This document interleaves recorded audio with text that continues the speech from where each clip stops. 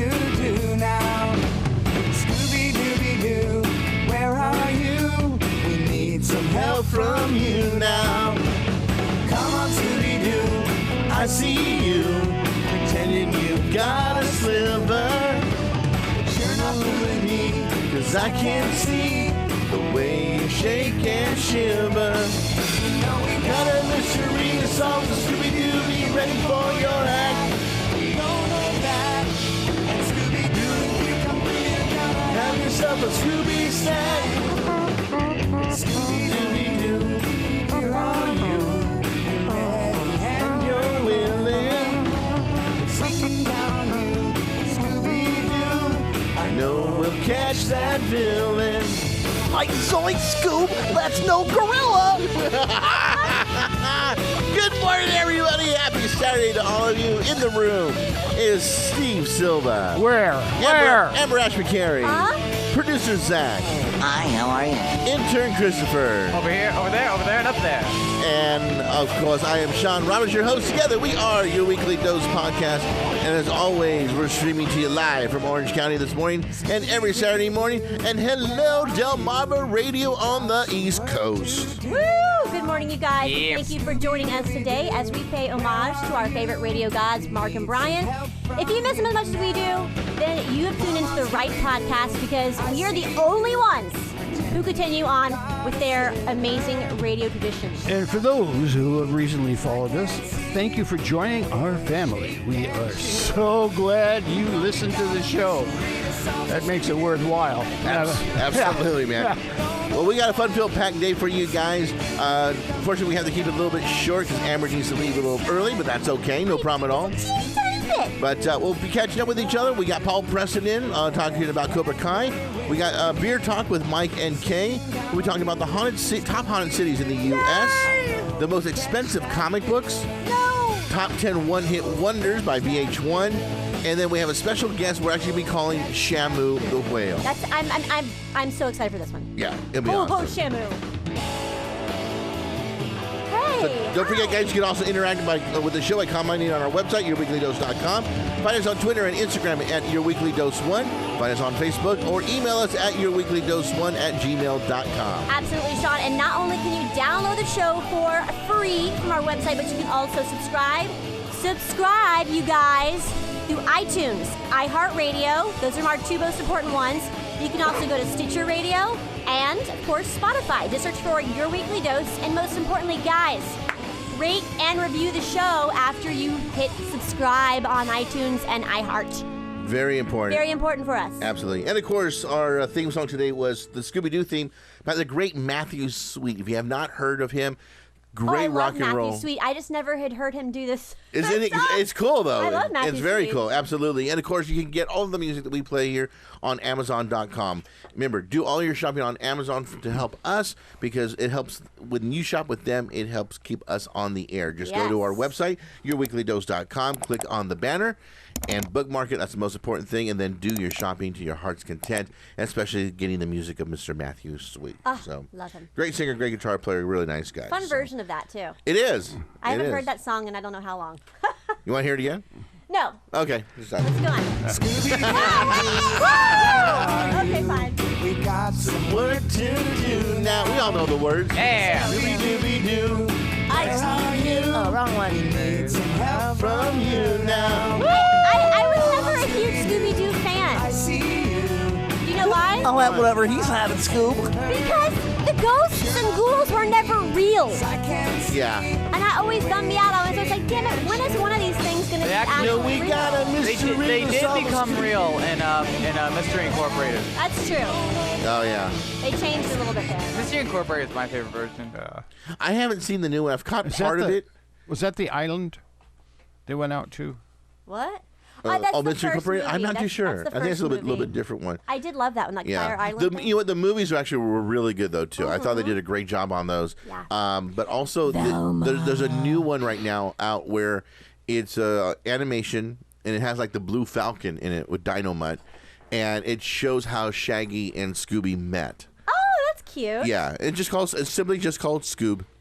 Oh, Scoob. Okay, So, Scoob. I'll look. yeah. I'll look for it maybe. And it shows the kids when they were younger and how they all met with each other and everything and so forth. How adorable. So Our good friend Quentin Flynn, he actually has been in a few Scooby Doo movies. Has he really? Yeah, he has. What voice did he do? There was one, I can't remember the name of it. I'm sorry, but there was one he was playing kind of like a manager for like a British rock band. It was a ghoul. It was some kind of ghoul.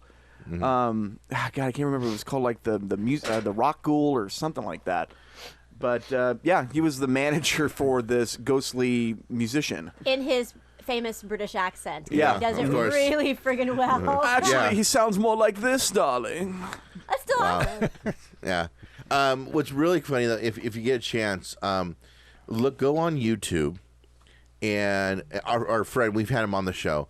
We haven't been quite some time though, but Mr. Eric Harthen.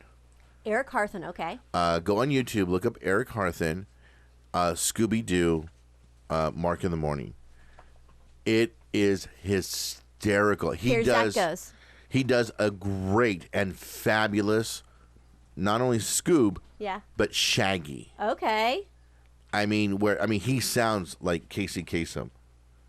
There it is. There, yeah. Which one? Fourth one? Yeah. You know what? Let's play it real quick. In the morning, good to have you. Chick on the streets out there. My daughter Amy just arrived. We'll speak with her momentarily. But as you know, for every commercial that KLOS plays, I'm going to personally donate $1 to SPCA-LA to help dogs, not cats, because they're terrible and indifferent and undeserving of my affection. But dogs. Dare you? Terrible and indifferent? We have one of the dogs that my money is hopefully going to benefit, and his best friend, Scooby-Doo and Shaggy. Thank you for joining us. Thanks for having us, Mark. It's an honor and a privilege. I didn't really catch all that, Scooby. Like he said, thanks for having us, Mark. It's an honor and a privilege. Oh, my God. Okay, cool. I appreciate you translating That's for me, amazing. Shaggy. I think... Like, for sure. Nobody understands Scoob like I do. Ruby dooby doo. I think you played this for me.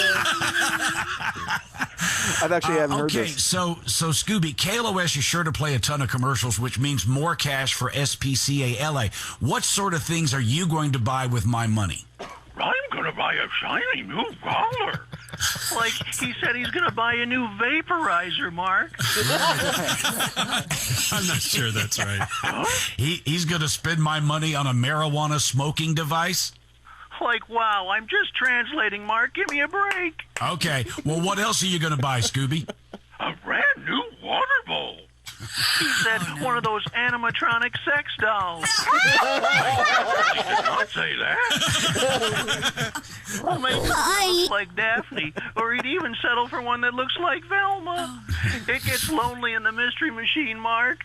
Right. Well, what else is on the list, Scooby? Movie snacks. Penile enhancement surgery. What? All right, Shaggy, that's enough. It's obvious that you plan to steal Scooby's money and buy stuff for yourself, and that is a crime, Shaggy. Oh, and I would have gotten away with it if it wasn't for you meddling morning show personalities. Thank you for calling, Scooby. We'll contact SPCA-LA to see if we can find you a better owner. Thanks, Mark. Dooby dooby doo. Hey, Eric. Like, yeah.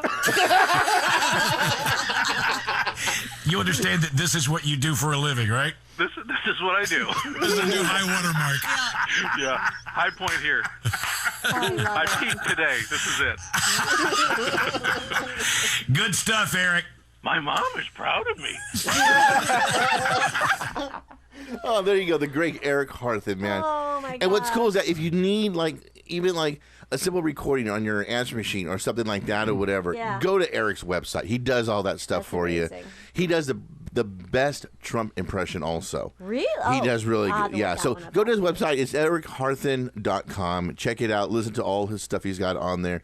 He does so many different voices. He's just really amazing. I need to cash in on this concept. Seriously. Yeah. Oh, Eric's great, though. I thought you would enjoy that. You know what? You played that for me when I was auditioning for that Warner Brothers Scooby-Doo. Yeah. Yeah. Excuse me. So yeah, you played that for me, and I remember loving it. Oh, that's right. You had to do a Yeah, dialogue. I remember that. I made it through pretty far, but then they wanted more. They wanted more technical person with like this ISDN ISDN line. And it wasn't even that. It was this whole studio stuff. I was like, you guys, I can't commit to that. Like, it was like, okay. And they weren't going to pay enough for me to like really go to all the trouble. So, anyways, all right. Well, should we catch up? Let's catch up. Let's catch up, guys. Let's do it. Ruby. Like do. I think you need to work on that one. Yeah. I think my favorite part about Eric is like, hey, Eric. Like, yeah. Steve, how was your week, buddy? 2 words. Lakers. Yes. Lakers. Yeah, you came over a couple of nights. Yes, I did. I came over on Tuesday. Now, the Lakers won the first 2 games. Right. This is the conference finals, so if they win this, they go into the actual NBA finals. That's Denver Nuggets, correct? Yes, right now they're playing the Nuggets. Yeah. And they won the first 2 games, and they lost Tuesday when I was over here. Right. It was too bad. But then on Thursday, they came back and won again, so they lead the series 3-1. And, there's always that's really hard to come back from. Right. Anyway, they play. Not for the Lakers. Right, today at like 6 or something. If they win today, then they're in the finals. Okay. Are you going to stay today then and watch it here? Yes. Okay. All right. That's fine. Yeah, no, absolutely. There we go. That was a absolutely. Yeah, Cool deal. Cool. Anyway, that was the highlight of my week, wasn't it? Yeah, I think so. Yeah, I think that was. Yeah, and you had a good steak too when you came over Tuesday. Oh yeah, we had grilled steak, a little barbecue, and it was a lot of fun. Yeah, I went over, picked him up, whatever. Said, "Hey, man, grab a steak. We're gonna barbecue." It's like, okay, all right. So we went to Smart and Final. And really, Smart and Final? You don't say. I wonder. So. Oh boy. Yeah, well, I've talked to the people at Smart and Final, and also the people at Fresh and Easy, and I want them to combine together and make a store that's called. Oh, you mentioned that, yeah. Or Smart, what was it? Fresh and Easy. Smart? Fresh and Easy? No, Fresh and Easy is what I was. Oh, it's Fresh and Smart. Sorry. Yeah, that's what I like. It's Fresh and Easy. That's so funny. Amber, how was your week? Good. Busy puppy kids school, but I had some really good news. Yes. So I my best. You guys met Graham. Graham's an incredible writer. Mm-hmm. Him and his sister have been writing a lot with a couple different amazing writers in LA and Nashville. COVID has made everybody kind of connect all over the country. Right. They wrote this incredible comedy series. It's about young grade school or early junior high grade school things for her daughter Reese. Anyways, so I have a part in it. That I landed a great role in it, and then Graham, when I landed it, Graham pumped it up for me. So my best friend wrote me my dream role, and nice. I can't say too much, but they are talking to. So you're going to be like 14 or 15? No, I'm a teacher. I'm a lesbian teacher that's kind of inappropriate. Oh, perfect. And everybody's taller than her no matter what. Inappropriate lesbian teacher who gets to rap and say very inappropriate things, and the kids are always correcting me, and I have crushes on some of the parents, some of the moms. That's cool. Anyway, so they're talking to Netflix right now. So they're in negotiations with the Netflix, which is really exciting. It's a big thing. So that means we have to watch Gabriel Iglesias and his teacher sitcom, and then we have to switch over and watch your teacher sitcom. Why not? Well, it's not great about comedies. It's not I love about it. me. I have a role. It's about. Yeah. We're gonna make it about you. Okay. Yeah. It's not about me. I mean, you could have a thing where you always you make fake parent-teacher conferences so that you is can get the mom in. That is funny. That's you can get the mom in. I hope Graham and Amber, if they're listening. So, there you go. And then besides that, one really cool thing is that I'm convinced this man right here, this gentleman is my Twinkles, to go get headshots. So I'm going to go and we're going to get headshots. We're going to go do a headshot session on Monday. God, I'm going to feel so special. And we're going shopping on Sunday. I'm going to go take him and style him up. Yes. Nice. And make him look official. So that's happening. So he's getting his official headshots done by this amazing photographer. Can you imagine me just becoming totally conceited? How much is it going to cost you, though? It's a good deal. Shush. It's a good deal. Really? I worked some things out. Now. Include me in then. Oh, gosh. Because I need some updated ones. And then Zach, what is up with you? I'm just enjoying the fact that I'm going to be in Hollywood one day. Yeah. Well, you know what? If you take the car, you can be there in half an hour. There you go. Let's go. So, parlay that onto, your updates. Well, I guess it is official. I'm officially a employee of iHeart Media. Yeah! About time. After Yes. what? About a month, 4 weeks of this? Yes. Dude, Yes, indeed. congratulations on that. I knew it was official when I got my own email address. I went, oh, yeah. Things are happening, baby. That's how you know. So I guess the orientation for that is on Monday. And again, I've said we're doing this from home. So I'm not really sure. Well, the one thing I know for sure is that there's a program. It's kind of like what we do on here, that they do the traffic, weather, and broadcast from. So since I have a set, it's funny when they had me do the first. It's called Meetings. It's Microsoft's version of Zoom. They're like, can we see your setup? I'm like, sure. And microphone you gave me, right? It was in exchange for a phone, which was the best transaction ever, along with my iMac and everything. Like, well, that'll do, but we need you to have a PC. And I'm like, God, I gotta buy a PC laptop. I knew I was gonna have to one day. It's all right. Now you get both. So I dropped the bills on it, and I just went, all right, well. What'd you get? It's called a Chewy, believe it or not. I think it's a Chinese company, so I'm a little scared now. Oh yeah, wait till you see the keyboard. Oh my gosh. Yeah, I've already opened it. God, wah. Funny.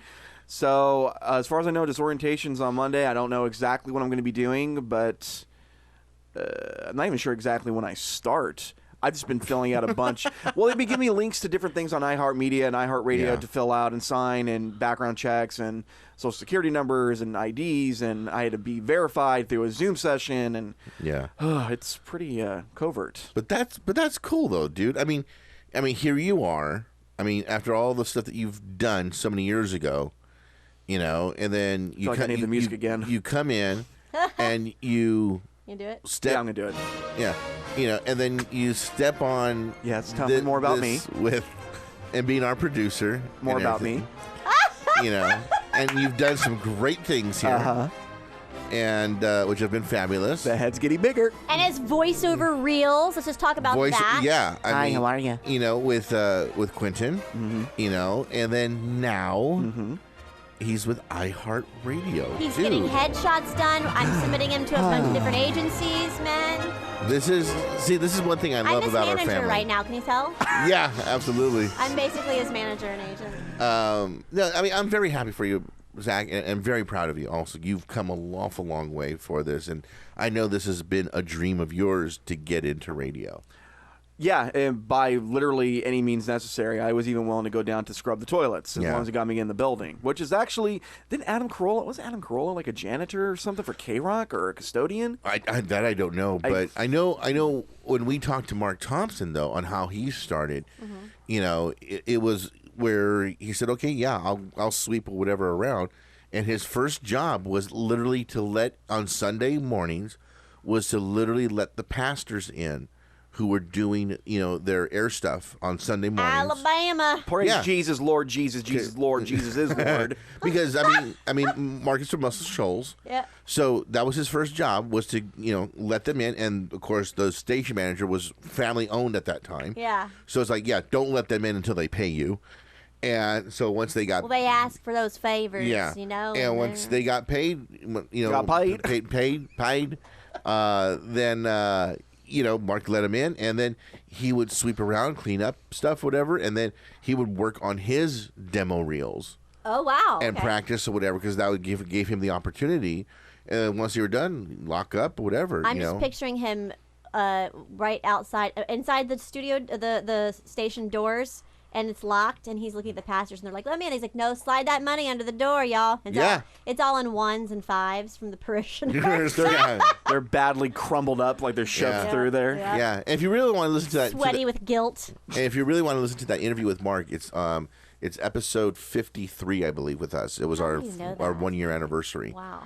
So it's our episode. Okay. Our episode 53. Okay. Yeah.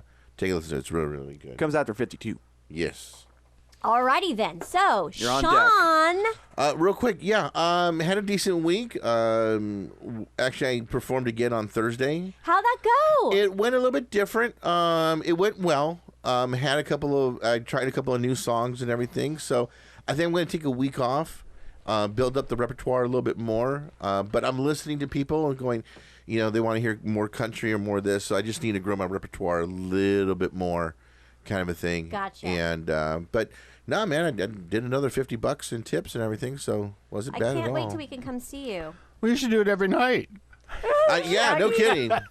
No kidding. Yeah, I'm ready to go. For that. But I will. Channeling my inner Shaggy.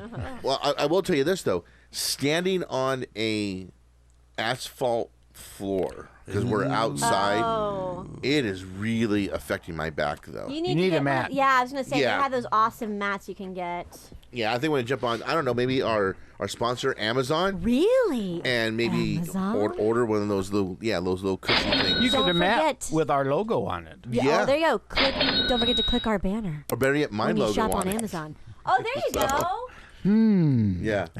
So, and I got to get new signs. I do have signs when I go out and do house concerts, and figured it out, whatever, and what have you. I'm going, no, you know what? I need to get separate signs strictly for like the bars and stuff and what have you. So I got to design that and everything and turn those in. So we're not talking about a conflict of interests here, are we? No. Everything kind of melds together. See, I can always say that, that the sponsor is Your Weekly Dose for Sean Roberts. There you go. There you go. See, there you go. This is what companies do all the time. Two together. Or the other way around. Well, it's actually me out there. Well, you could say I'm the sponsor. Well, if you want the real show, listen, basically, yeah. Let's just make a shell company and a shell in the Caribbean, and it's going to sponsor there you us. There you go. I mean, that's what businesses do. Have a Cayman account. Right? Yeah, one in Delaware as a tax shelter. No big deal. Called underarm flatulence. Let's take some notes out of the Trump playbook, y'all. Absolutely. Well, you know what, guys? One thing we always love to do is check out the movies, and we got our buddy Paul Preston on the line.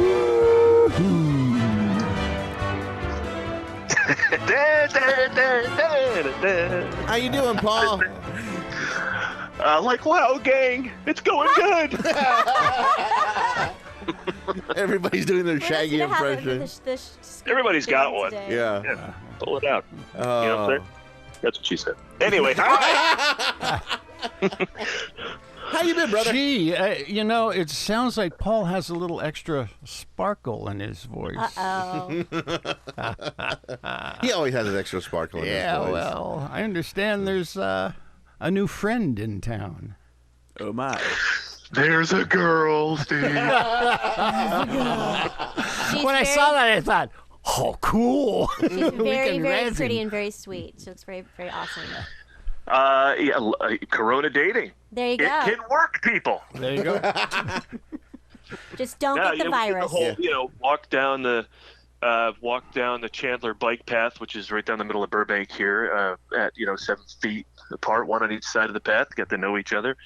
Did that again, but it ended in a little picnic, and then third date was go out to Malibu in separate cars, pick up some seafood, pull out into a street, kind of back the cars up next to each other, pop the trunks, each of us sit in the trunk facing each other, have a little socially distanced picnic. Right. Wow. And we got creative, and then eventually, we broke quarantine. Did that. Yeah, I'm never that. I always plan it, and then I'm like, oh shit, we slept together. So you kissed your Paul?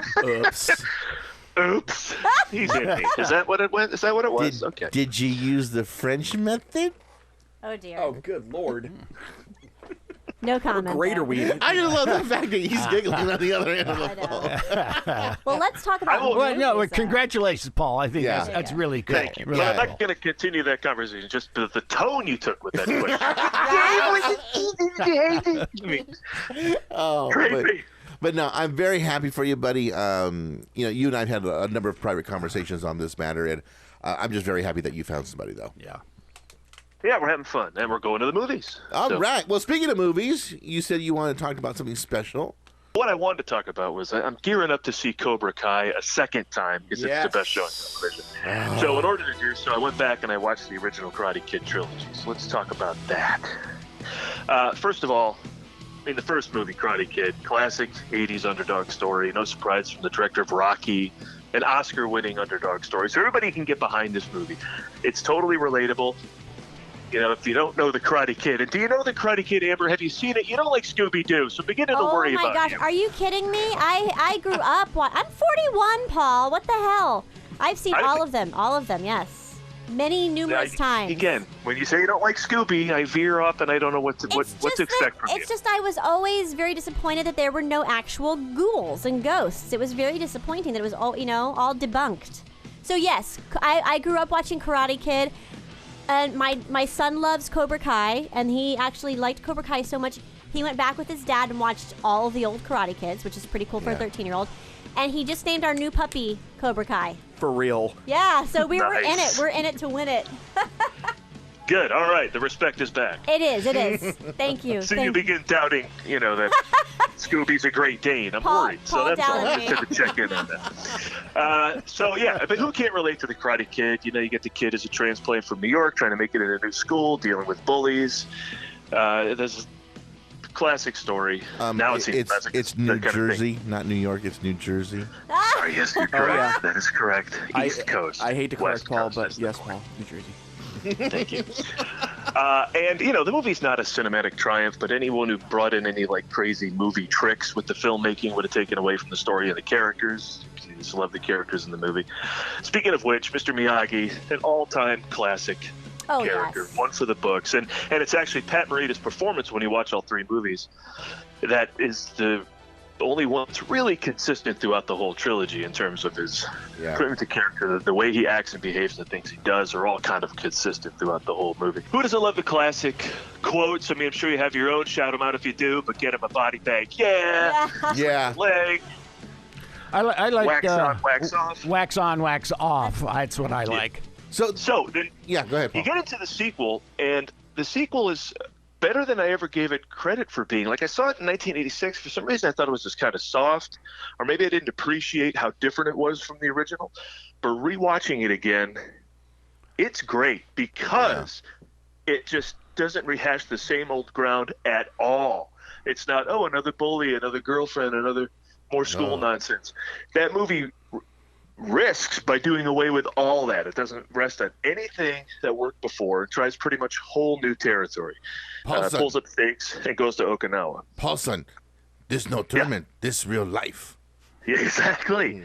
Right? And that's one of the things. Also taking the stakes from a high school bully to life and death fights. Wow. Yeah. Totally new. And the fact that everything was new, I was just pretty impressed watching it this time. And I like the way it went in and how she did the tea ceremony. I thought that was very good. Very well done, very respectful, very humble. I really enjoy that part of the movie. But yeah, that moment's great. Just the fact that the whole movie shifts to Miyagi. It's the Karate Kid, but it's Miyagi who gets the letter that his father's dying. He gets the threat from the old rival. He's introduced to his old flame. Daniel's around and he has his own plots, but it's really Miyagi's movie. And I thought that was interesting and a bit of a risk as well. Then there's 3.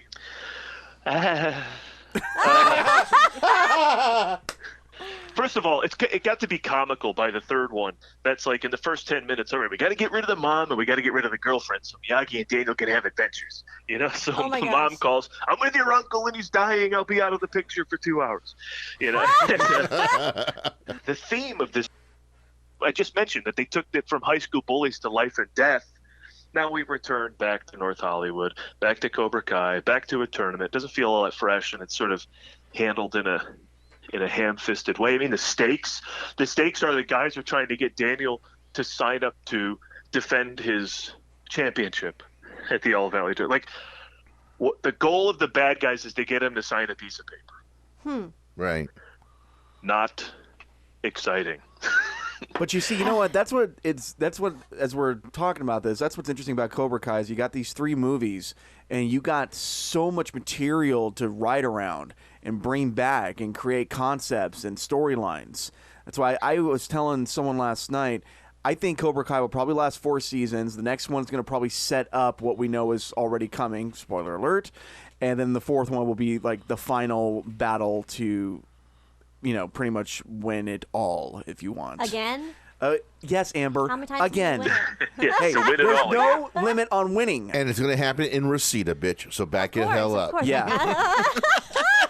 Remember, I'm being very careful because I don't want to spoil anything. Yeah, even don't if you spoil should have it. seen it by now.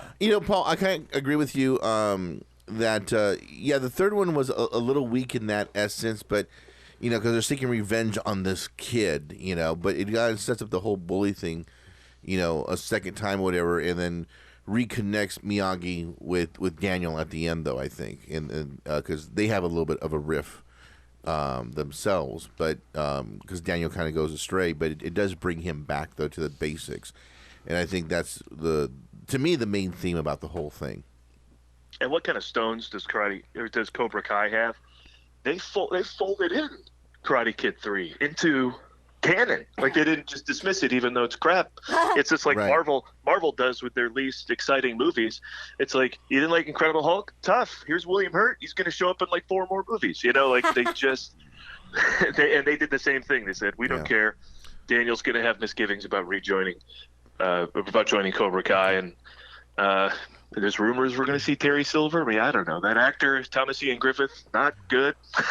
Over the top, bad guy in Karate Kid 3. Yeah. I heard a theory that Terry could be Tori's dad, since we don't really know anything about that girl or where she came from.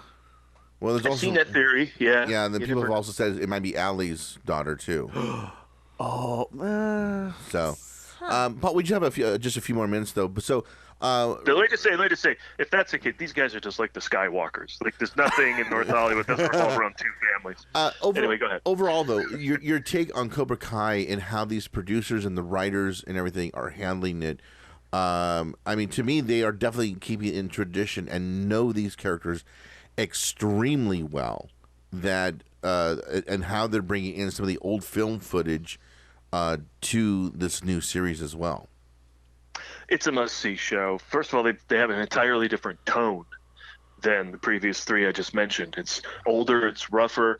It's a show as if it's about adults. Certainly the other ones were about a kid, and what the show does magically is change your allegiance episode to episode. Yes. Like, when you come in, you're like, here's Johnny. He's still down and out from getting kicked in the face 30 whatever years ago. I feel so bad for him. Then he'll do something stupid and you go, oh, he's still a jerk. Yeah. Yeah. Daniel's a jerk. He's like this douchey car salesman in the valley, and you're like, come on, guy, get your stuff together. Then he rediscovers karate, and you're like, I love Daniel. So it's like week to week, you're going back and forth or show to show if you're And binging. I think that's the human factor I was in going it. to say, that's humanity right there. Yeah, not every bad guy is a bad guy per se. It kind of goes back to the premise of what Mr. Miyagi said, is that there are no bad students, just bad teachers. And because it kind of proves that, and you see the growth with Johnny trying to correct certain things of how he was taught with Cobra Kai, and see a little bit of change in there with him. A little bit, but at times he's still the asshole that we love. Well put. And they combine that humanity with a bunch of laughs and some fun action sequences, and you get yourself a great show. Yeah. Your predictions on season 3? Well, I mean, I think Allie, certainly. I think they've set that up. I don't know. I mean, if you just peruse the search Cobra Kai, and there's so many theories out there, from Terry Silver to be how he ties into who knows what. But I went to Comic-Con, and they did talk about the show going to Okinawa. So there's that. Oh. Yes, I had heard that too. Yeah. Yeah. So that would be exciting. Yeah. Whatever they do, they somehow nail it. But I first saw it. I just got the. It's easily bingeable. If you don't know, it's it's half-hour episodes. So when it was on YouTube, I got the week trial. I burned through that thing in 2-3 days. Yeah, exactly. I did the same thing. Same thing with season 2 under a different email. But now you don't have to do any of that. You can just go to Netflix and crank them out. It's great viewing. Cool. Awesome. Paul, we love you, buddy. Thank you, Paul. Same to you guys. And congrats on the new gal. And we hope you get to social distance a lot less more in the days and months to come. I think they've already broken the seal on that. Yeah, I know. That's kind of the impression I got. Yeah, just want to do more for him, though. Yeah, they got to bring her here on the show. There you go. All right, Sure. buddy. Yeah, when the time is right. Yeah, of course. I mean, come on. There you go. Who's? I mean, we're all tired of Zoom already, right? Yeah. Oh my gosh, so over it. So yes. All right, brother. We'll talk to you soon. All right, guys. Bye, Paul. All right, take care, buddy. So true. Cobra Kai is just freaking awesome. I'm just the happy writing. I'm vindicated in his eyes. The Scooby thing was very testy right now. Paul's like, he just never really knows about me. He's like, I don't know. He just gives me that side eye. You are Cobra Kai because with Paul he goes one way, then he likes you, then he doesn't like you. Paul, I love you. Yeah, she's a bitch this week. Yeah, and this week she's really nice. That's what everybody thinks. Oh yeah, she's a lesbian. Oh, I don't know. And okay, she's a great lesbian. And okay, I'm not too sure. I think that you're kind of reflecting your own shit right here, Sean. I'm just being observant. Okay. But you know what I really love to be observant about? What? Some beer. Always. Finally. Beer drinker. Check out the callus on my pop top finger. Got a cooler in the back with a 12-pack ready to roll. I'm just a cold beer drinker. Well, on the phone with us once again is our good friends and listeners, Mike and Kay, for It's Beer O'Clock. How are you guys? Great. Hey, we're doing great. How about you all? Doing wonderful.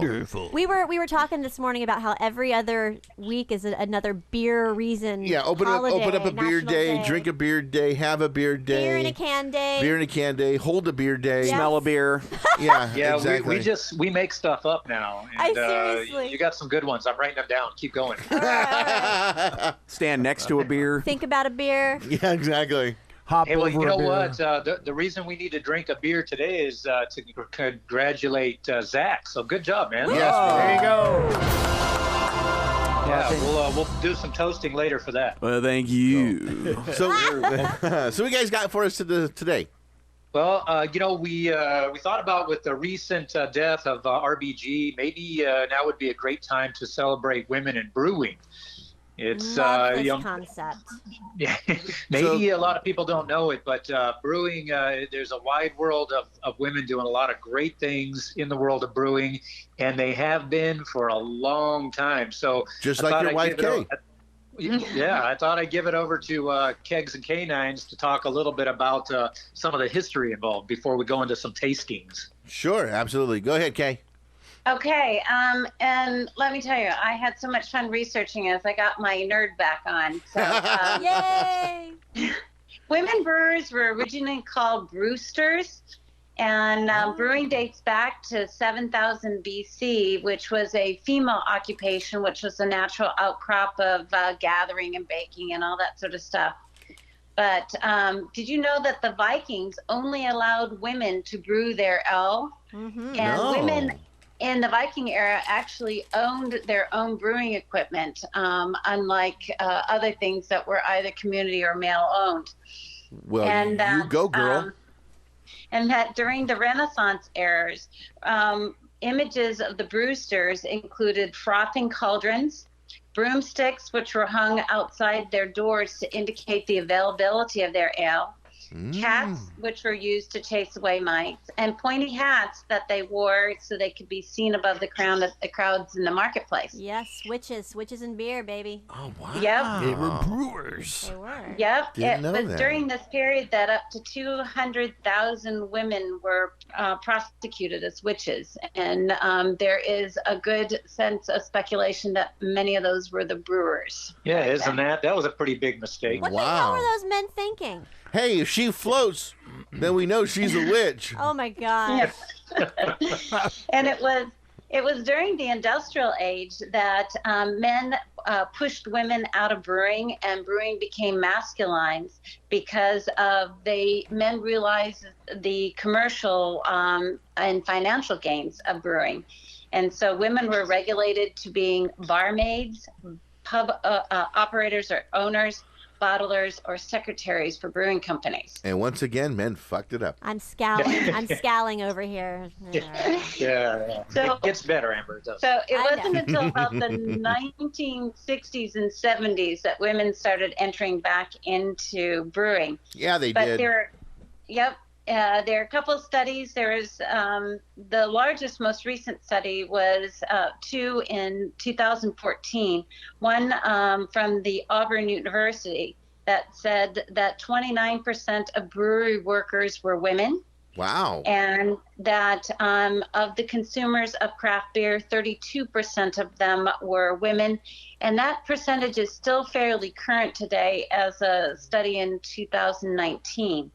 The only difference on that one is in 2019, in Portland, Oregon, it is 53% of the craft brew drinkers are women and only 47% are men up in Oregon there. So, and the other one that was actually kind of interesting is that from the Stanford University, the current numbers are that 4% of all brewmasters, which are the head brewers, are females. And so it is still a smaller number of actual brewmasters are women. But there were a couple of craft breweries that were founded by women. And New Belgium were all some of the ones that you might recognize that were founded by women. And last sort of interesting info that I found was there is a female-only brewing society called Pink Boots. It started in 2007 with only 16 members. As of 2019, there were 2,400 female brewers that were part of that. That's some amazing growth. That's really awesome. That's a lot of tasting. Yeah, it is. Yeah, and it if you is. look on Instagram, you guys see Instagram occasionally. There are a lot of female brewers on Instagram, and it's fun to follow them. It's fun to follow all of the brewers, whether female or not. But there's so many out there that are doing some great things, and hopefully we'll see some more breweries pop up from them. So, and speaking of that, we wanted to go ahead and kind of top this off by doing some tastings from a female-owned brewery out in our neck of the woods. Okay. And, so I don't know if you guys have ever heard of Dragon's Tail Brewery. They are the first microbrewery in Montclair. They opened in 2016. They were the first all-woman-owned microbrewery in the Inland Empire. They had the first female brewmaster in the Inland Empire, and that was true for quite a long time, and I couldn't find whether it's still true or not. So they may still have the only female brewer in the IE. And in 2017, they won the Small Business of the Year for a Small Business of the Year award for the state of California. Oh wow, very cool. So very good for them. We discovered them early on, right after they opened, and we have 4 beers, if we have time, to talk about very quickly. That's pretty interesting. Yeah, can you just kind of go through them real quick for us, though? Yeah, we'll do. So the first one is a Blackberry Imperial IPA. Oh boy. It's very good. It was very refreshing, not a strong IPA flavor to it. It was a refreshing IPA, berry fruit forward, mild hop in, not bitter or dank, and a good summer IPA. Oh, the second one, yeah, really good. Definitely worth trying. The second one was a mango brown, an oatmeal brown that they made. Ooh, It's a very mild brown. It was very smooth. It had a strong mango flavor to it in the front, and then it was just smooth and malty in the back with a little bit of a sweet finish. I think when Roman gets old enough, I think he might like that one because he loves mangoes. Yeah. there you go. And just a note, those are better served at room temperature or around there. Okay. The next one was a Salty Dragon. It's a salted caramel porter. Wow, never heard of that. Yeah, it's very good. Slightly salty at the beginning. Is there a commercial? No. Go ahead. Oh, okay. Keep going? Yeah. All right. Slightly salty, almost like a more robust gosé. And then the most interesting one was called Baby Come Back. It's a golden stout with sweet potato casserole. Whoa. Okay, I'm not sweet Baby, potato. come back. I'm not into sweet potatoes. You can drink this beer with Even me. my mom puts marshmallows on them, I don't like Oh. them. I eat the marshmallows. Marshmallows. You might let her eat. You might like this one. It's a golden stout. It's a golden stout with the potato casserole that really is brown sugar and vanilla and marshmallowy in flavor. You don't really taste the potatoes much. It was very good. It was excellent. Okay, all right. You're kind of It was a little bit more caramely than the caramel one, and so definitely worth trying. Very light, very golden in flavor, and yes, that is a thing. So wow. Anyway, just hopefully that wasn't too fast, but I definitely wanted to get those things. Yeah, no, that's great, guys. Will you post a link to their brewery for us? And I want to go. Yeah, as a matter of fact, I put a post up this morning on Instagram, and they are linked there, so you should be able to get there from there. If not, let me know. I'll get it to you. Can you send me those links via Facebook? And what we'll do is we'll put your logo that we created for you guys for this segment up on our Facebook page, and then I'll add those links in. Okay, yeah, I'll do that. And maybe what we can do is send you a few links from some of the other places that we've talked about over the last few shows. Amazing. Sure. Yeah, that sounds great. Okay. And then real quick, are you guys going to be available later on today? Yeah, we're going to be around. Yeah, what's going on? Okay. No, I need to talk to you about something off the air that we. This suddenly got personal. Yeah, but this is going to be a good thing though. Yeah. Just give us a call. I got to go out and pick up my motorcycle at the shop soon after this phone call, and then we'll pretty much be free. Are you guys gonna go for a ride today? What was that? You guys gonna go for a ride today? Nah, I'm just gonna bring it home, and then we'll plan a day when it's a little bit cooler. We're in the hot days again. It's not quite as fun. Okay. All Can right. I throw in one women beer fact? Kay, I need you to double check on this one for me. But you ready?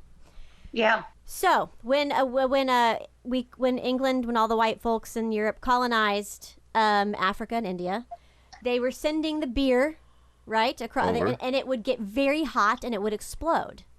So what I was told that the female brewers said, add more yeast, make it hoppier and add more yeast so it keeps fermenting during the trip so it didn't explode. So I've heard that IPAs were created by women so that men can I actually heard that too, and it was the increase of the hops that they did. Exactly. Wow. So it kept fermenting the whole way instead of exploding on the trip. So women fixed men as they were colonizing. Women always fix men. They always do. I agree. Yeah, they always do. Yeah, there ain't no surprise there. Not at all. Not at all. Absolutely. Well, guys, I hate to cut it short, but I'm glad you were able to call in and give us all that because, we love to have you on. Yeah, sounds great. We will talk to you when we talk to you, and look forward to hearing from you later today. Will do. Have a great week. You two guys. Cheers, all. Love you both. Bye. Thank you. I'm Take care. just a cold beer drinker. Check out the callus on my pop-top finger. Got a cooler in the back with a 12-pack ready to roll. I'm just a cold beer drinker. Oh, because of them. I'm sorry. When Steve came over the other day, we stopped at Bevmo and we picked up what was that, Belgian the beaver? milk. The Belgian beaver. peanut butter, the milk stout. buttermilk stout. Not the peanut butter. No, we got a different okay. one. But there was another one that I picked up, which I drank out in Temecula, and it was like a marshmallow. Is that Smog? No, it's not Smog City, is it? No, it's not. I can't remember which one it was. That's a. Never mind. Anyway, Smog City is one of my. But either way, it was just so good. So both times that Steve came over to watch the game, oh my gosh, we're sitting there drinking the beer. Well, I would like to share something really fun. What you got? May I share something? You guys know that I'm like a ghost supernatural nut. All right? Yes. So it's National Paranormal Day. Okay. Right? So I wanted to see if I can read this list I have of the 10 most haunted cities in the U.S. Oh. Yes. What do you think? I'm why all not? about this. I've got all the equipment. I'm just waiting for COVID to end so I can go use all this ghost hunting equipment that I have. I'm so excited about this. Mm-hmm. I'm a big nut for Travel Channel and all their ghost shows. Love it. Okay. Some of them are good, yeah. All right, so I'm just going to do this. The 10 most haunted cities in the U.S. This is perfect for coming up for Halloween, too. Number 10, Washington, D.C. The U.S. capital of Washington, D.C. has plenty of ghost stories of its own. Several presidential spirits, such as Abraham Lincoln, Andrew Jackson. Oh my gosh, I'm so excited. Reportedly walked the halls of the White House. I hope they poke Trump a lot. The president's. I hope they just throw shit at him. The President's Park, Lafayette Park, and the Octagon all have resident spirits, with the latter haunted by slaves that worked there. Wow. Those slaves, get those white politicians. The Omni Shoreham Hotel has sightings of a maid and her daughter that died in the hotel. It has blocked off the ghost suite for guests due to multiple paranormal experiences and unexplained events. So they don't like to stay there. Wow. So you can go and investigate it, but you can't stay in that room. Wow. Yeah, be brave. What if you want to? Yeah, you can. You can if you want to. You gotta book it. All right. Like, I'll have the suite that's gonna give me nightmares and torment me all night. There you go. Number 9, and this does not surprise me, Portland, Oregon. So during the Prohibition era in Portland, immigrants, sailors, and laborers were smuggled underground from bars and hotels through the Shanghai tunnels in Old Town and sold. Yeah, they'd get wasted drunk, and because it was Prohibition, so you couldn't get real alcohol. Right. So they were drinking like ethyl alcohol and all these other awful furniture polish. Oh my gosh! And they'd pass out and they'd be incapacitated. And they'd be like, here's one, and they'd throw them under the underground, and then they'd transport them while they're passed out onto these. They sell them to Chinamen, and I think that's racist for me to say, but anyways. Yeah. Sorry. But yeah, she says it. So. I didn't see Orientals. Anyways, China. They put them on they'd sell them, and they'd wake up. They'd finally recover, and they're like in the middle of the ocean, like on a ship with a bunch of. Wow. And by the way, where's my spleen? Exactly. The former brothel White Eagle Cafe has records of patrons smelling smoke where there's no fire visible. It's not legal to smoke there in the restaurants. And flying objects around the establishment. Bottle caps, things, yeah. There's a great episode of Shanghai Tunnels on Travel Channel's Portals to Hell, if you want to go watch it. And they also do one here in this city. Number 8, San Francisco, California. San Francisco. Oh, yeah. Yep, maybe the tech hub nowadays, but back in the 1800s, it was a dangerous place, again, for Chinese immigrants who came to chase their American dreams. Chinatown's Cameron House was burned down with people inside of it. Oh, damn. And they often appear in tourist photographs. So if you go take a picture, there'll be like a little, funky thing. Well, I would think, too, because of the 1906 earthquake, too, exactly. I think. Yeah. Alcatraz has a long history of unexplained happenings as well. Visitors of the prison have heard cell doors closing and long-gone inmates whispering to them in their ears as they're going on Well, tours. that's because when you take the tour, you have these little headsets on you. Well, yeah, exactly. This is a common occurrence with ghost hunting. All of a sudden, you'll hear like a whisper in your ear. Well, like I said, it's because of those headphone tours. No, even if you're... Oh, my God, never mind. But anyways, number 7. It was like at the Lincoln thing at Disney. The previous one, he'd come in and go, somebody'd whisper in your ear, and you'd be like, what? Yeah. What the hell? Hey, Lincoln, duck. Goose. Number 7, Galveston, Texas. Galveston has had pirates. Really? Hurricane. Well, it's a port town in Texas, and it's a port for the Gulf. The Gulf, the Gulf of Mexico. I had to picture a map real quick. The Gulf of pirates, Mexico? hurricanes, murders, and more, and it's very, very, very long history. The paranormal activity is off the charts in several spots around the city. Oh, my. The Bishop's Palace survived a deadly 1900 hurricane, a source of many of the city's ghosts, and now the building is haunted by its worried owner. I guess it's either. The Ashton Villa Mansion, also in Galveston, has several ghost residents, thanks to the Civil War era hospital routes. And also the Hotel Galvez and the Tremont Hotel. What? I don't know what you're doing. Anyways, you distracted me. He's laughing at me with all the music. these hotels in Galveston that all were destroyed during all these terrible things all have ghosts. I just love the music that Zach's playing right now. Frightening sounds echo through the halls. Oh, that's nice. Whenever. Number 6. This is a great one.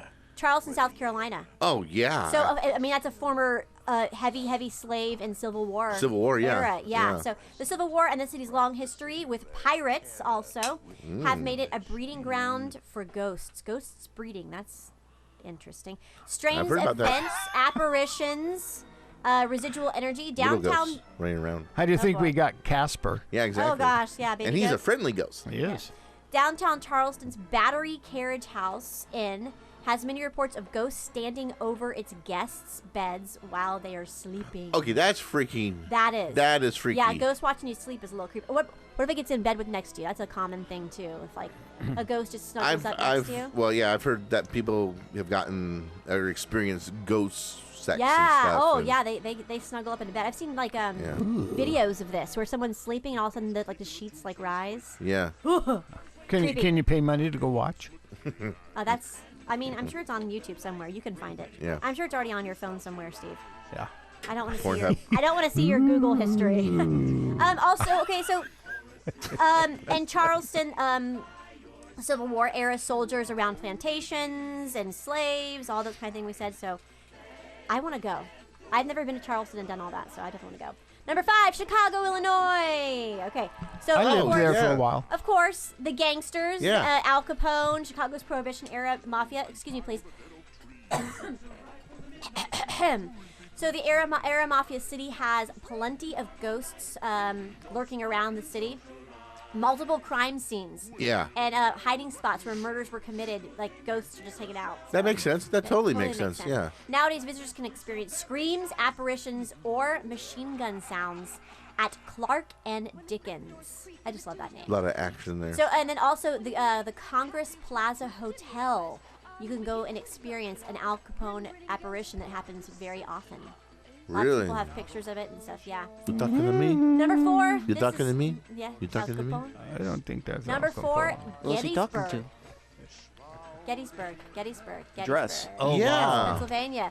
So it has that nearly that nearly 40 miles of Gettysburg battlefields are thought to be very haunted, and visitors have spotted many of the more than 50,000 soldiers that perished walking the grounds, appearing in photos, and whispering in your ears, and people even claim to have seen Confederate General Robert E. Lee. I wish I was in Dixie. There you go. Well, this is not Dixie. It's not off the charts like Galveston, though. Oh my gosh! There we go. Yeah, they didn't say that. I didn't know there was a chart of how haunted something should be. Yeah, that I've was never off the seen charts. that. I know. We need to see some data on this. So Robert E. Lee, yes, the haunted Lightner farmhouse bed and breakfast. Yes. What else? Oh, this is no surprise. Number 3, Salem, Massachusetts. Oh yeah. Salem, infamous for the 1600s witch trials, has built its reputation as a witch city. Actually, it's called Witch City, USA. And they were actually brewers. They probably were. We will not get into that right now. And Millers and Coopers and Adams, Weisers.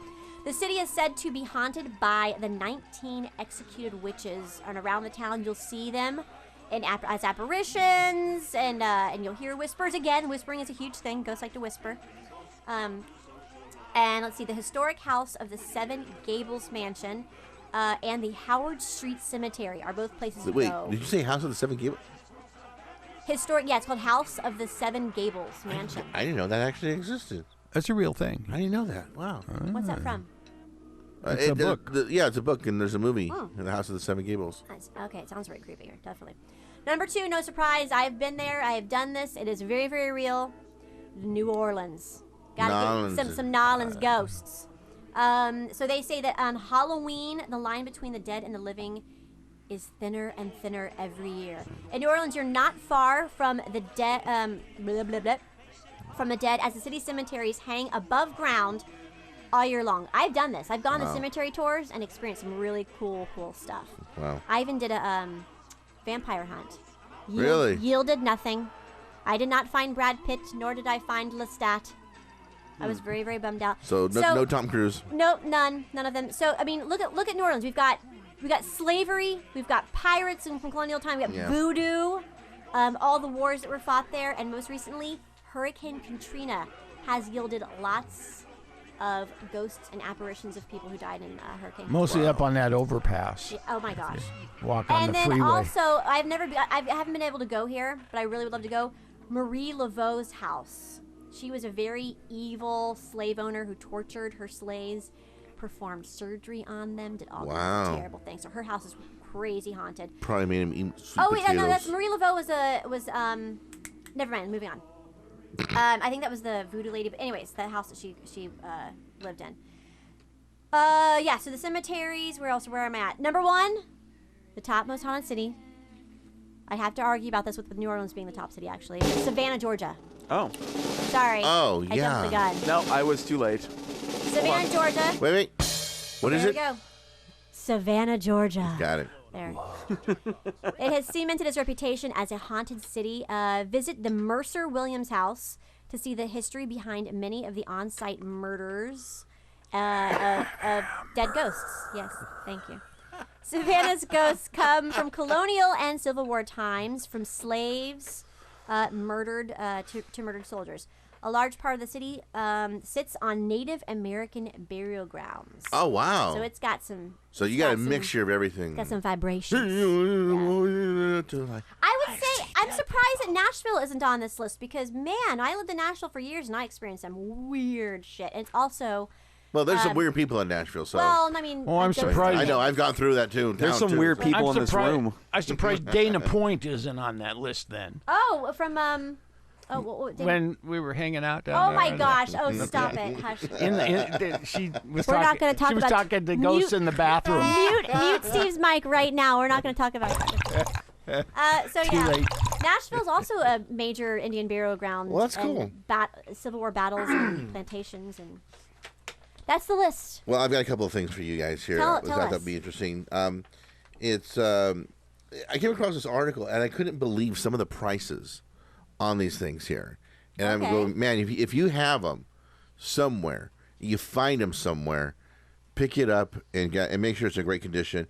These are the most valuable comic books ever. Yep, don't know. I'm going to take a pee break. No, I'm just kidding. I'm kidding. So here we go. And I'll go through these fairly quickly here. Number 10. And they listed the top 100, but we're just going to do the first, the top 10, though. Number 10 is the first Wonder Woman cover. Oh, wow. From Sensational Comics. It was released January of 1942. It was the second appearance of Wonder Woman, but the first time she was on the cover. The minimum value on this is $5,000. The record sale is $450,000. Mm-hmm. That's an awful lot of money. Number 9. Buy a house. The first Flash appearance in Flash Comics number 1. Came out in 1940. It has the origin and first appearance of the original Flash, which is Jay Garrick. It also has Hawkman in it. And minimum value is $9,000. And once again, the record sale on this is $450,000. Good Lord. Amazing. You can buy a house with that. My house is worth that much right now. Really? Yeah. Wow. Okay. Comic book house. Yeah, Comic book house. Yeah, tough decision there. Number 8, the first ever Marvel comic book from Marvel Comics number 1. I know what it is. Released October 1939. It's the origin and first appearance of the Human Torch and the Angel. Minimum value is $20,000. Really? Car, comic book. Car, comic book. Verified is worth $227,000. There we go. But the record sale, which was unverified, was $720,000. That's 2 of your house. Yeah, exactly. Number 7, first Green Lantern appearance in All American Comics number 16 came out on July of 1940. It's the origin and first appearance of the Green Lantern. The very first one, which was Alan Scott. Minimum value is $10,000. Yeah. Verified is worth $215,000. Okay. Record sale $825,000. Green Lantern. See, DC's better. Yeah.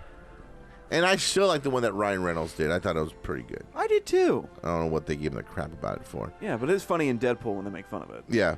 Number 6, first Cap appearance, Captain America Comics number 1, March 1941. It's his origin and first appearance of Captain America. Minimum value is $25,000. Record sale $915,000. Awful lot of money. Here we go. Number 5. Now we're getting to my territory here. Oh boy. All right, me too. The first solo Batman comic, Batman number 1. April 1940, first appearance of the Joker and Catwoman. Minimum value is $15,000. Verified is $550,000. $67,000. Record sale was $915,000. God, even if you have a crappy version of it, it's still worth a lot of money. Yeah, exactly.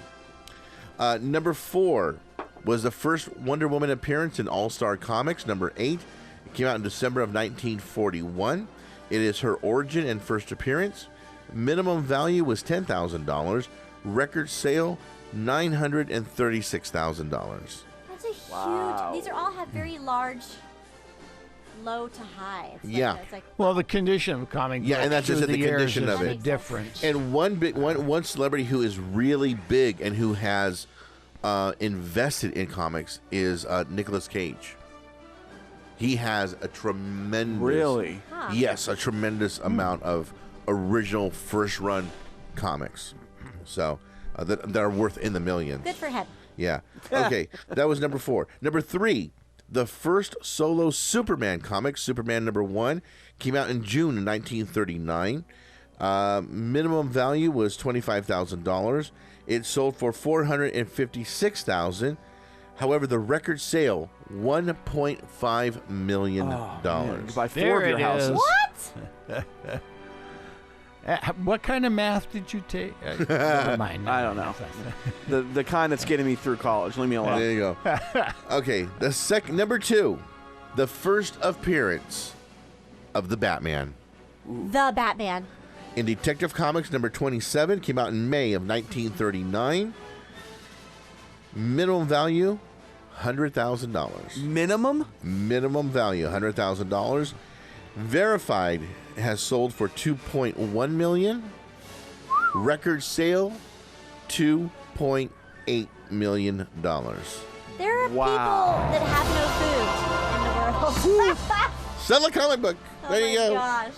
Buy a small country. But can you imagine though? I mean, I don't.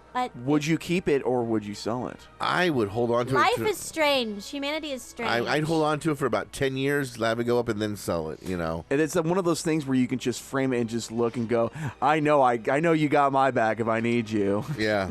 Oh my god. All right, guys. Here we go. The you world could record. cure cancer, but I'm going to keep you right here. I'm going to keep you in this little sleeve. All right, here we go. The world record number 1. The first appearance of Superman in Action Comics, number 1, came out in 1938. It is his origin and first appearance as Superman. Minimum value, $125,000. Oh my gosh. eBay sale, No. $3.2 million. What were the fees on that? I just Yeah. want to know, like, what did eBay collect? The record sale was $1 million more, $4.2 million for that comic book. Who the hell has $3 million to spend on eBay?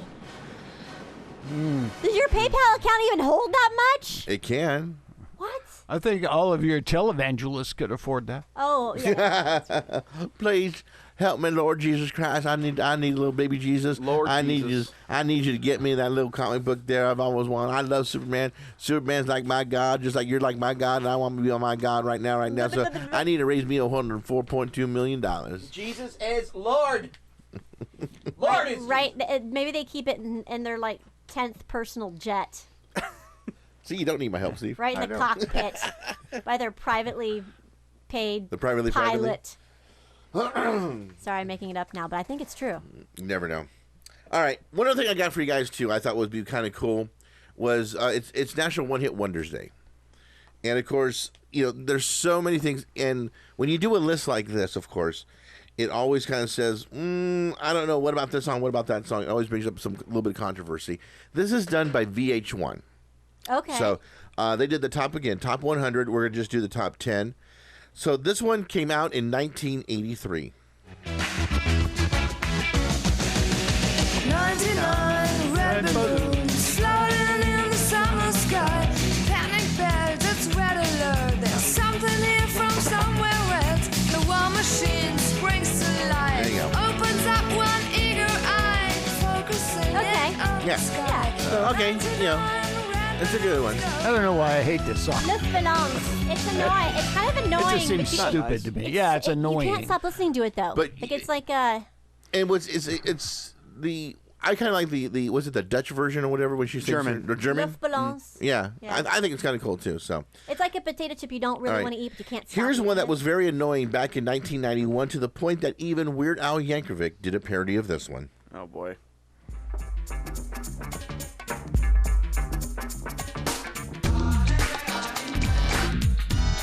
Rico. I love this one. Suave. Of course, Weird Al did Rico. Taco Grande. Are you serious? Yes, I've he never did. heard that one. Taco Grande was his parody on that one. Never so. heard either, and I'm glad.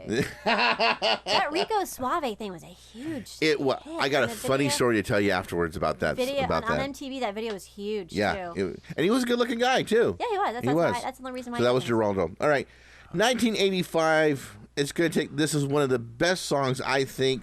Great one-hit wonder, and it won. If it wasn't for the video, this song would not even be on the charts. Okay. Oh gosh, yeah, yes. Me. Take me. On me. Take me. Let's see if you can do this. It makes me want to bounce off the walls. Yeah. So of course that was Aha would Take On Me. All right, here we go. I got mixed feelings about this moron here, but this is what he did in 1990. This is my roller skating jam when I was a kid. Jim Carrey did a great impression of him in Living Yes! Color.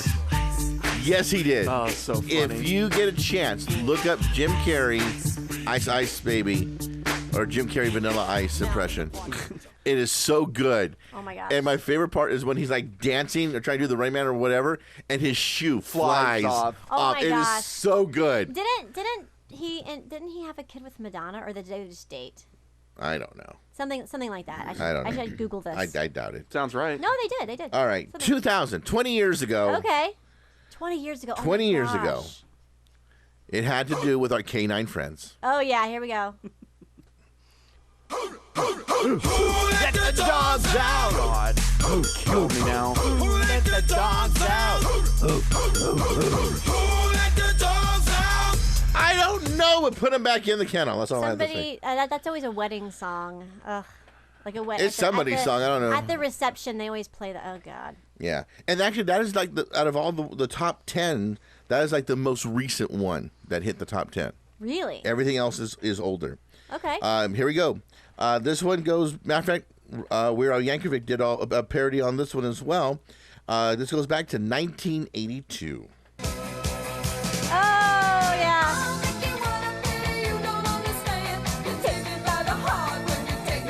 Amber gets so into it. Well, I love the cheerleaders dancing around. Yeah. So cute. Oh, I love the cheerleaders too. I wish I did not know all of that. And she has been riding on that wave for the last 40 Of course years. she has. It was a catchy ass song. I mean, Yeah. come on. Yeah. No, it was Huge good. hit. The video was Yeah. fantastic. It's But, back in 1991, though, these men were way too sexy. Oh gosh, yeah. I said Fred. My shirt, too sexy for my shirt, too sexy it hurts. Ouch. I am too sexy for Milan, too sexy for Milan. You're getting who? What record label was like? I said Fred. That's a great name. Yeah, let's just roll with that one. Yeah. All right. Also, this group here back in 1982 told us to come on. I like this song. Yeah. And if you watch the video, you'll see them in overalls. Oh yeah. Banjos and guitars, barefoot. I love that little lick. I know, me That's too. such me a too. cool It's little lick. classic. All right, here we go. That was number 3. Number 2 takes us back to 1981.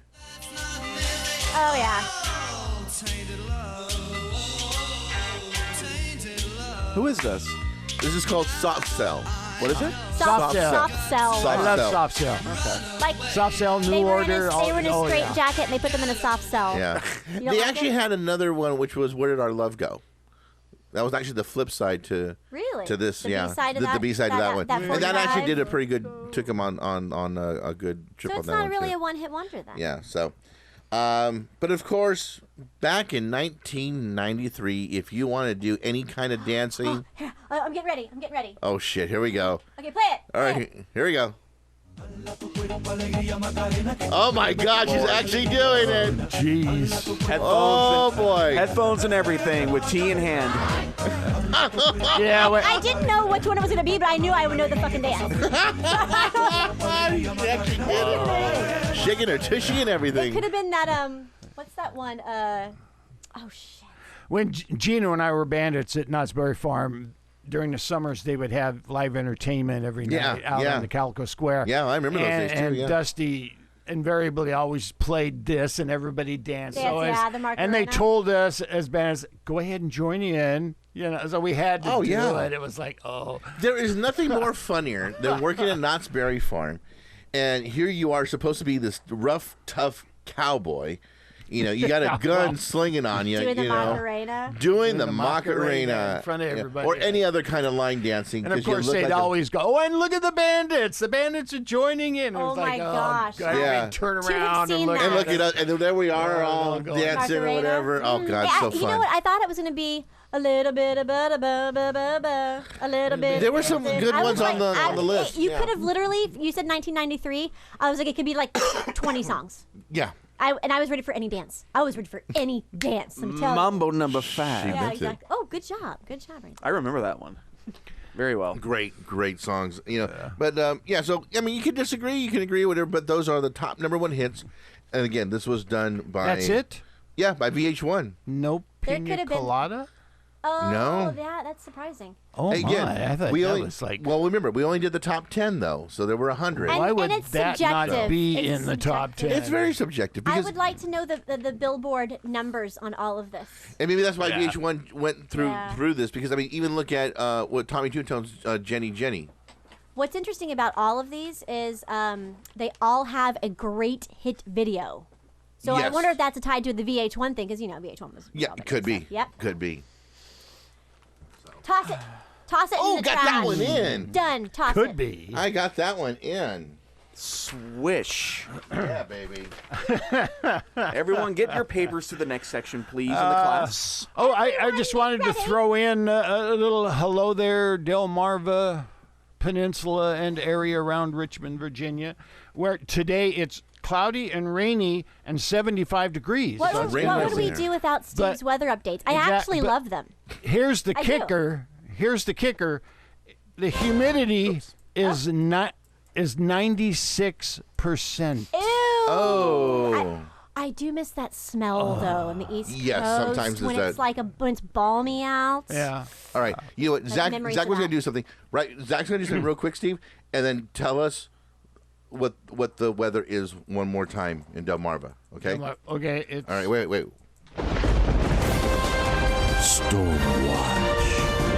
I love this. And now, in Delmarva Peninsula, it's 75 degrees. Cloudy, rainy, and the humidity is 96%. Bring your towel. And this has been Stormwatch. Oh my gosh! Okay, now there's something we're going to do, and I know everybody's going to go, oh, no, not again. Okay. But, you know, we celebrate so many national days here on your Weekly Dose. You know, it's like National Pajama Day or National Get New Underwear Day, which is always for me. Or I'm sick of National Days Day. That's Well, mine. exactly. But, you know, one of the things I think we can all agree on is the days that celebrate life. Like today, National Whale Day. National Whale Day. All right. Well, Steve, I could not agree more with you. Well, you know how big I am, me, on the environment and nature. that's true. my And thing. that's why I thought we should give one of the most famous whales that ever was a call and get them on the phone so we can wish him a happy National Whale Day. So, Zach, would you make that call on that number I gave you for our special guest for today? Here, you got the number here. Give it to me. Oh, I like the dialing music. Thank you. Okay, that's fine. Okay, hold on. Here. It's like we're in a really small elevator right now. My phone's very old. Hold on. I like it.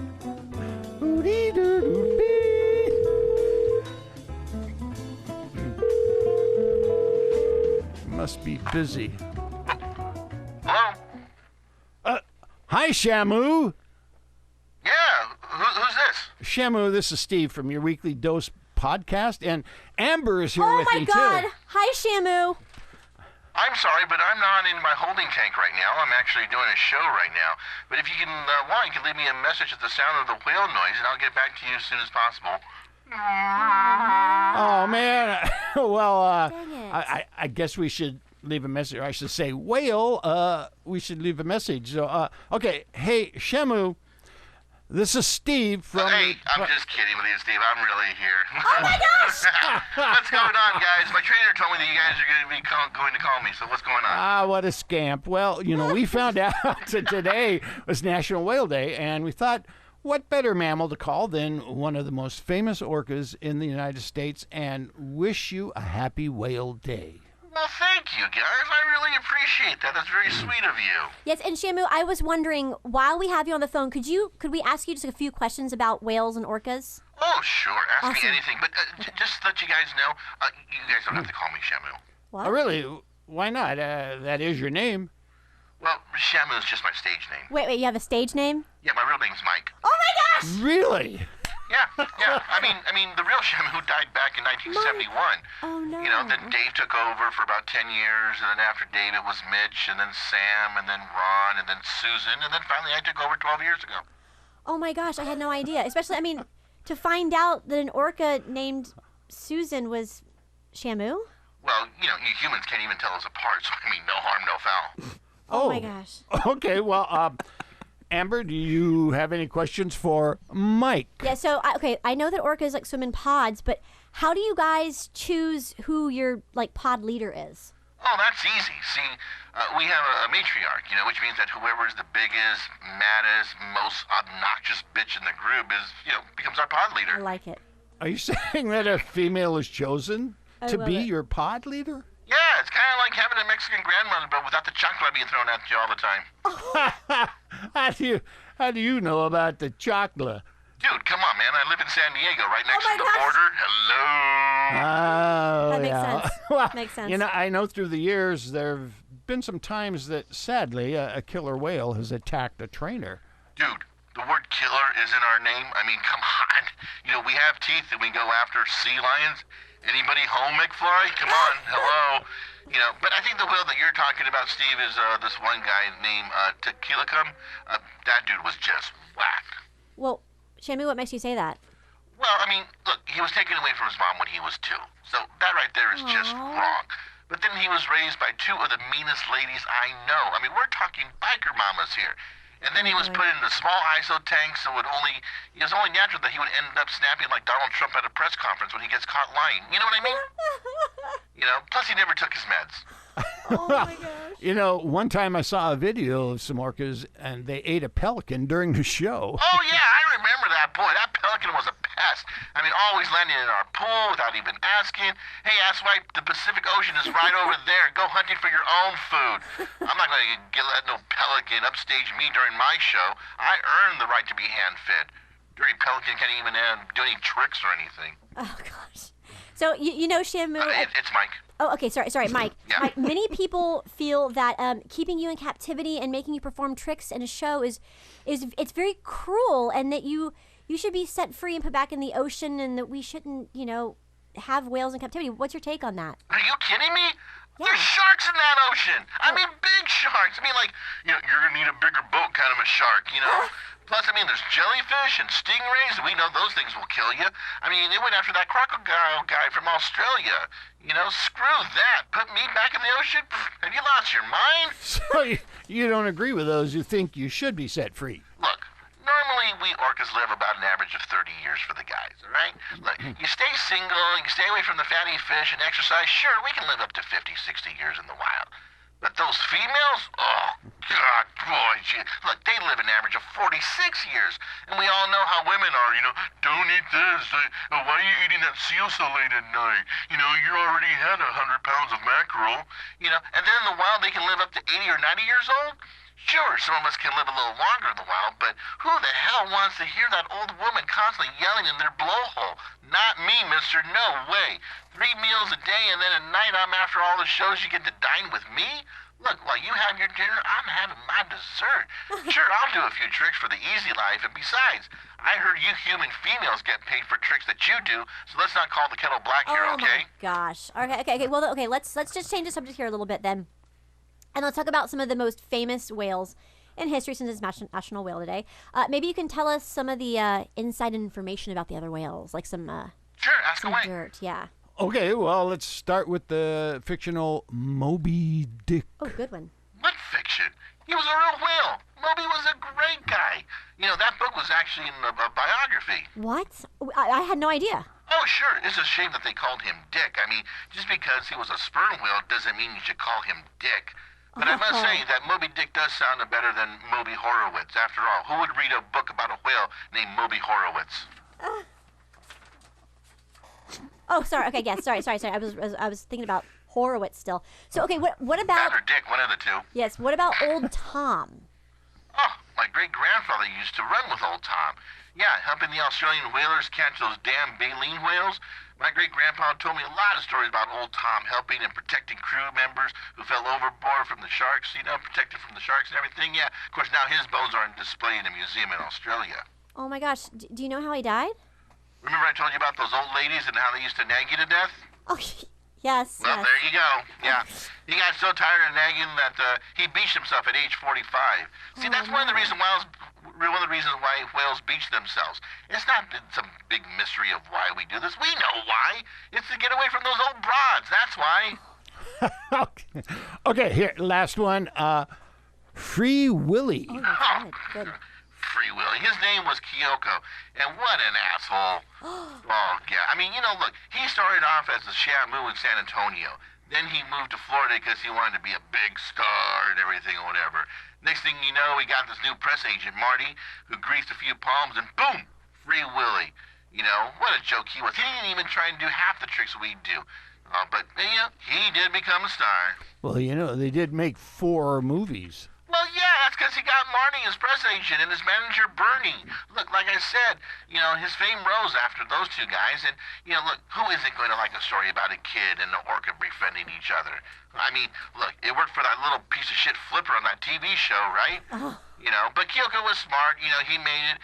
And sure, that first movie went well. And he said as long as it did well, that they would do 3 more movies. Look, that was a smart business. He was an asshole, but smart business. Okay, well, Shamu, I mean, Mike, sorry about that. So thank you so much for talking to us and giving us some insight onto whales today. Well, I hope you guys are welcome, and remember to come on down to San Diego and see my shows once we're open, because we're so close. But I must say, I do miss seeing you humans, especially those little kids there, because I love splashing them and getting them all wet.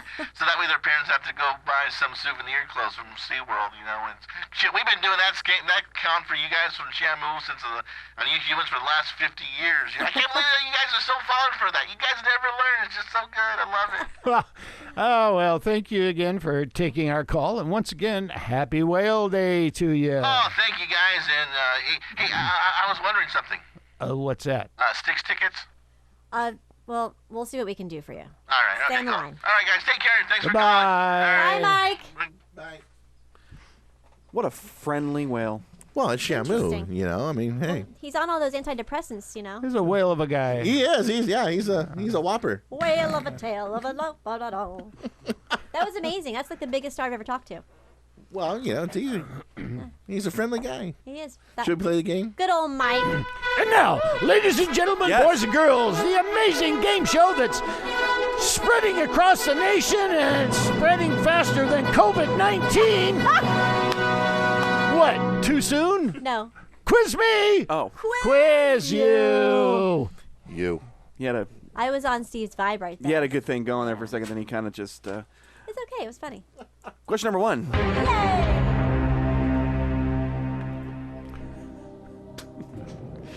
Heisenberg is your Steve. clue. Steve? Breaking Bad. That is Yeah. correct. Wow. Is the name That was of the main ridiculously- character I was like, there has to be more to this. in which... I was going to say Hitler's nephew. I don't I know. was wrong. Oh boy, that's not okay. Question number 2. That's Hitler's son. Sorry. Hitler's son. I love the fact you go, that's Hitler's son, but it does it in you know. Miyagi, yes, Hitler's son, like, you know, son. Yeah, Miyagi's son. but the way you say it though, it was like like a. I don't know, I like went all Mr. over the Miyagi. place. Yeah, I did. His theme song was "I Gotta Be Me."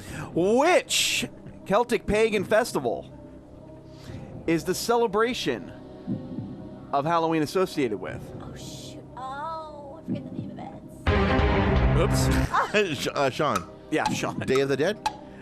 No. Amber. Amber. All Hallows Eve. Sean. No, Sean. it's The Living Dead. What? Why not, right? Isn't it something about the equinox or the position of? I guess not. Oh my gosh! The answer is Samhain. Oh, now we remember. I drink the beer all the time though. Sam, who? Baby. Suck it! Question number 3. Which of the following dishes, and I don't mean the ones that you wash and put in the dishwasher, Okay. is a combination, Sean, of eggs, lemon juice, and broth? Amber. Amber. Hollandaise. It's actually the weirdest name I've ever heard. It is a dish primarily found in Europe and the Middle East. Eggs, lemon juice, and broth. And it's heated up until it thickens. That's what she Hollandaise said. is just the yolk. That is. You're right. That's something different. Okay, Yeah. but it's an Eggs. I don't know. I don't know on that one. Don't know that name. Well, I can't even pronounce it. Avgolemino. Sean, lean over and look at this. That's really stupid. I don't like this question. Do I don't. another one. Good. Question number 4. God, Amber. I'll go I'm just being Lemano. honest. Are you? Which president was the first to receive a Secret Service code name? Oh. Was called General. Sean. Eisenhower. You're pretty close. Amber. Amber. Nixon. Amber's furthest away. Steve. Oh shoot. There's a time limit on this.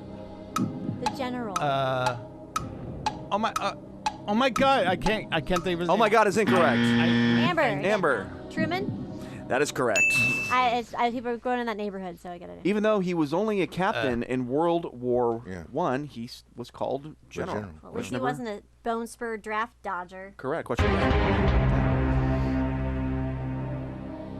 What is it that prevents the Earth's atmosphere from drifting away into space? Steve. The ozone layer. Oh wow, that's what I was gonna say. What? Oh no. Say that one more time. Yeah. Let's give Christopher a chance. What is it that prevents the Earth's atmosphere from drifting away into space? Gravity? That is right. There you go. Very good. I was going to guess that anyway, but yeah. thanks. Were you? Were you going to guess question number 6? Blondie. Yes. No, you're more like straw blondie. Okay. Pale ale. Amber. Pale, yeah. Amber's Deborah Harry. No. Not that kind of blondie. Of the good and bad and the ugly. Oh, Steve. Steve. The good. What? Sean. What the hell is that? Sean. The ugly. Chris. You want a name, don't Blondie. Blondie from The Good, the Bad, the Ugly. I didn't finish the question. I know. you? Yeah. All right. Is also known by what name? Sean. The man with no name. That is correct. What? Due to never What? officially receiving I one thought you were throughout the screwing Dollars around. trilogy. Yeah. That was Clint Eastwood's character, the man with no name. Okay. Yep. Yeah. Okay. What am I on? Number 6? Okay, that's 7. 7. What coffee brand's logo shows a drop of coffee leaving the Amber. cup? Amber. Maxwell Cat. Guys, correct me, Carrie. Yeah. Wow, you guys. Nerd. Question number 10. Now you know how our conversations go. Which of the following fruit actually comes from an herb? Fruit comes from an herb. And not the kind Steve likes and Zach likes. Mostly Zach. Wait, did you say ha? Ha is incorrect, Chris. Amber. Oh, Amber? Hops. No, I said what fruit is Fruit? from an herb. Well, okay. So, Steve. Strawberry.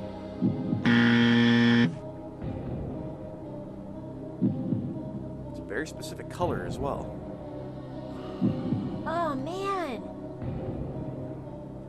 Very specific color. Yes. Fruit. Yes. Sean. Orange? I can give you a hint, but it might give it away. It is one of the 3 primary colors. Chris. Blueberry.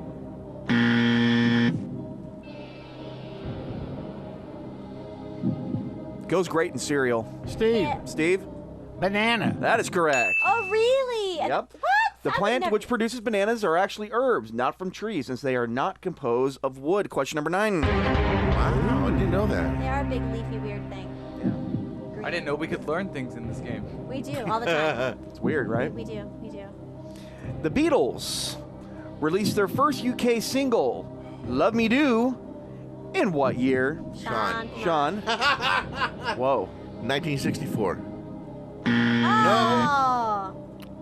Steve. 1963. 1963. God, here we go. Uh-oh. Now Chris. Really? Let's call Quentin. 1965. Amber, you're on deck. That should have helped you. 3, 4, and 5. I said call Quentin. I wasn't listening to them. Call Quentin. I didn't listen to any of you guys. I was already doing something else. I was like, I'm hungry. Steve. You guys are like spouting off numbers, and I'm like, I'm kind of hungry right now. That was 65, though. No, you didn't even say 65. Yes, I did. 66, You said 60. 67, 68, 69, 70, 71. I don't know. What's the number? It's not 62, is it? That is right. Oh, right, there we go. Down. Okay. That early? I was thinking between 63 and 62, and I was trying to remember when I heard it. And, yeah, so I knew it was one of those. Love me. All right. Final question. Yes. What does the X in Xmas stand for? Steve. Sean. Steve. Christ. Okay. And we can just call that a day.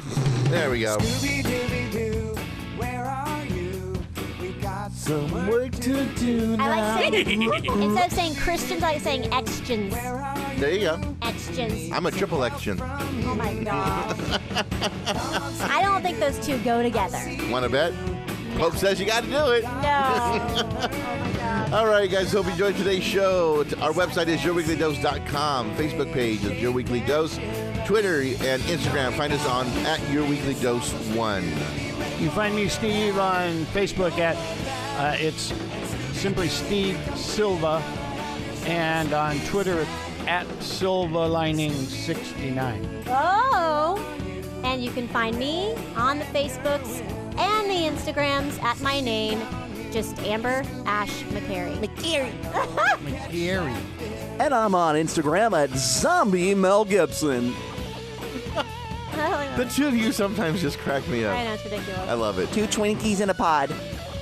2 Twinkies with a whole lot of filling. Yeah, that's true. That's pretty much it right there. We're going to have fun. We're going to shop tomorrow, shop till we drop, and get Zach looking all spiff in some new There you go. threads. She talked me into it. Yeah. Well, if you guys want to follow me, Sean, I changed mine around. It's simply Sean R. Unplugged. Oh. So, yeah. Friendship. You like that, huh? Yeah. All right, guys. Well, we hope you enjoyed today's show. We will catch you next week. So be good to each other. Have a good one. Stay safe, world. Come on, Scooby